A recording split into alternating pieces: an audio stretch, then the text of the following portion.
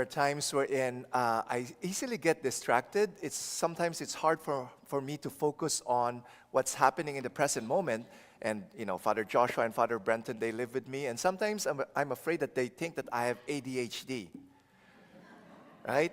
And the reason why I get distracted from the present moment is because there are times wherein I dwell in the past, right? I would think of the harms that I've done to other people, and I would regret it, right? Or maybe sometimes I would think of the harm that has been done to me, and because of that, I would hold some resentment. There are also times wherein I worry about the future, right? Fear of what's happening in the future. And because of that, I couldn't stay focused on the present moment. How many of you struggle with that, dwelling in the past and in the future? Okay, I'm glad I'm not alone. Misery loves company. Right? The thing is, when we're dwelling in the past and when we're dwelling in the future, we miss out on what God is doing in the present. Right? And there's a saying, God's gift is in the present. Right? That's why present is synonymous to gift. Right? Each day is a gift to be cherished each day is a gift to be cherished as it is the only time we are guaranteed. We could no longer go to the past. It's the past. We're not guaranteed of the future because we could die today. Right? And I found this saying. It says, don't let the sadness of your past and the fear of the future ruin the happiness of your present. Right? Isn't it true?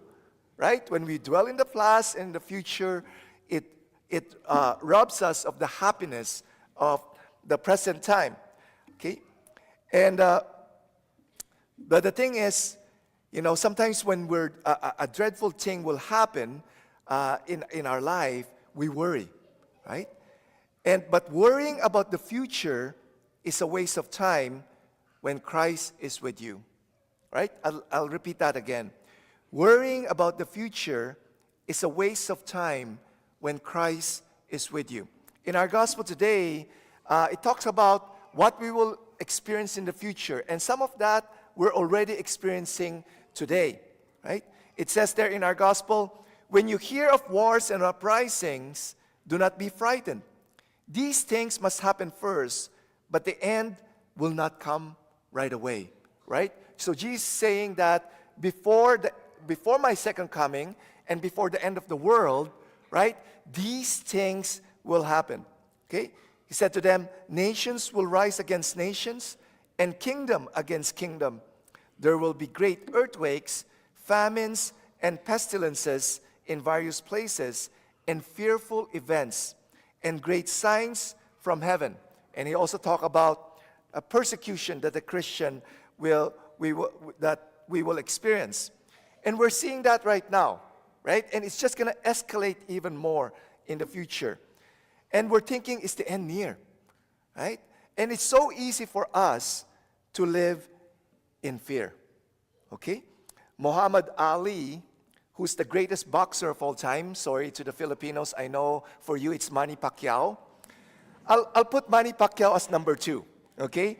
But Muhammad Ali is the number 1, the greatest boxer of all time. And he said, don't count the days, make the days count, right? Let's say you're waiting for a result of your biopsy exam, and you would know if you have cancer or not, and you're counting the days, 10 days, 9 days, 8 days, right? Or maybe you're waiting the result of a bar exam or a job interview, right? All those things are kind of dreadful, and you're counting the days. No, Muhammad Ali is saying, don't count the days. Make the days count. Okay? And the best way to make the days count is through prayer. Okay? Prayer is being in the presence of God who loves us and who has a wonderful plan for our lives. Okay? And some people would recommend, begin the day with prayer. Or some would recommend, end the day with prayer. Okay? But again, the greatest serenity can be found when we spend the day with God. We strive to live our life as a prayer. Jesus was neither a morning person or an evening person when it comes to prayer. Jesus was a prayer person. And that's what we all need to strive for, that we become a prayer person, right? Pray in the morning, in the evening, while driving the car, while on the phone, when laughing, when we're crying, when we're listening or speaking, or in silence. Now, I'm not saying you don't do anything else. Well, you still have to work, you still have to study, right? Do recreation, but put prayer throughout the day, right? And when we pray, we're always asking God to reveal His will to us and asking for the power to carry it out. By praying, we are surrendering our will to the will of God, and by consulting God in everything. And for me, I'm still not good at this. Sometimes when I think that this is good, I'll just do it, and I don't consult God. Okay? So last weekend, I was at my sister's place in Mississauga. So I was there Sunday night, and then Monday, I was already planning my day. You know, I said, I'm going to go and exercise. I'm going to do this and that. And I was reminded to consult God first. So I asked God, Lord, what do you want me to do today? And the Lord put into my heart, spend time with the mother-in-law of your sister. Okay? So, okay, that's going to ruin my day, right? Like, you know, I already planned my day. So I said, okay, I'm going to be obedient. So I spent time with the mother-in-law of my sister. And we talked for 2 hours. And I really enjoyed it because I'm getting to know her. I'm getting to know her past, especially her life in the Philippines and now here in Canada. And I was like telling her, you should write a book. Like your life is so interesting and so inspiring. And at the end of our conversation, I just saw how happy she was that I spent that time with her. And because I've made her happy, it made me even happier, right? And that's how when you consult the Lord and He tells you what to do and you do it, you will experience that peace and that joy, okay? Because our ultimate goal as Christians is always praying, Thy will, not mine, be done, okay? And it's peace comes from doing God's will, okay? Of course, when we're doing God's will, we're united with Jesus, who is the Prince of Peace. In John chapter 14, verse 27, He says, peace I leave with you, my peace I give you.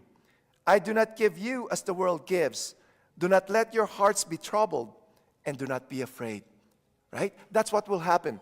When we're united with Jesus, who is the Prince of Peace, no matter what circumstances you are facing, you will have that peace.